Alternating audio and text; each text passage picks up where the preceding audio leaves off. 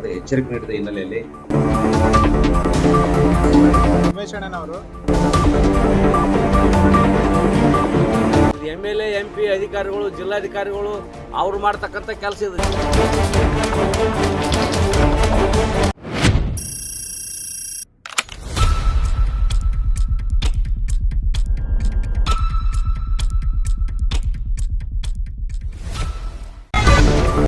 ಸಿಗ್ನಲ್ಗಳು ಸರಿಯಾಗಿ ಕೆಲಸ ಮಾಡ್ತಲ್ಲ. ಒಂದು ಅವು ರಿಪೇರಿ ಬಂದವು, ಅವು ಯಾರು ಮೇಂಟೆನೆನ್ಸ್ ಮಾಡ್ಲಿಕ್ಕೆ ತಯಾರಿಲ್ಲ. ಯಾದಗಿರಿ ಜಿಲ್ಲೆಯಲ್ಲಿ ಹತ್ತಿರ ಪರದೆಗಳು ಯಾವ ಸಿಗ್ನಲ್ಲೂ ಇಲ್ಲ. ಬಿಸಿಲಿನ ತಾಪ ದಿನೇ ದಿನೇ ಹೆಚ್ಚಾಗ್ತಿದೆ. ಟ್ರಾಫಿಕ್ ನಲ್ಲಿ ಹಸಿರು ಪರದ ನೆರಳಿಗೆ ಸುಭಾಷ್ ಚೌಕ್ನಲ್ಲಿ ಇರ್ತಕ್ಕಂಥ ಲೈಟಿನ ವ್ಯವಸ್ಥೆ ಏನದ, ಸಿಗ್ನಲ್ಗಳು ಏನದ ಎಲ್ಲ ಕೆಟ್ಟು ಹೋಗಿದ್ವು ಸರ್. ಅದನ್ನ ಏನದ ಮಾನ್ಯ ಉಮೇಶ್ ಕೆ ಮುತ್ತಣ್ಣವರು ಸಮಾಜಕ್ಕೆ ಹೋರಾಟಗಾರರು ಹೋರಾಟ ಮಾಡಿ ಅದರ ಸಿಗ್ನಲ್ ರಿಪೇರಿ ಮಾಡಿಸ್ಯಾರ. ಇನ್ನೂ ಒಂದು ಏನಂದ್ರೆ ಈ ತಾಪಮಾನ ಹೆಚ್ಚಿಗೆ ಆಗಿದೆ. ಈಗ 42 ಡಿಗ್ರಿ 46 ಡಿಗ್ರಿ ಥರ ಆಗ್ಯದ. ಅದಕ್ಕೇನದ ಒಂದು ಮೇಲಿನ ಒಂದು ಹಸಿರು ನಿಶಾನೆ ಪರದವನ್ನು ಕಟ್ಟಿ ಒಳ್ಳೆ ಕೆಲಸ ಮಾಡಿದ್ದಾರೆ. ಇದು ಯಾರು ಮಾಡಲಾರ್ದಂಥ ಕೆಲಸ ಅವ್ರು ಮಾಡಿ ತೋರಿಸಿದ್ದಾರೆ. ಅವರಿಗೆ ಏನು ಏನು ಹೇಳಿದ್ರೆ ಕಡಿಮೆನೇ ನಾವು ಅವರಿಗೆ. ಇದು MLA MP ಅಧಿಕಾರಿಗಳು ಜಿಲ್ಲಾಧಿಕಾರಿಗಳು ಅವ್ರು ಮಾಡ್ತಕ್ಕಂಥ ಕೆಲಸ ಇದು. ಜಿಲ್ಲಾಡಳಿತ ವೈಫಲ್ಯ ಇದು. ಮೊದಲೇ ಹಾಕ್ಬೇಕಾಗಿತ್ತು, ಹಾಕಿಲ್ಲ.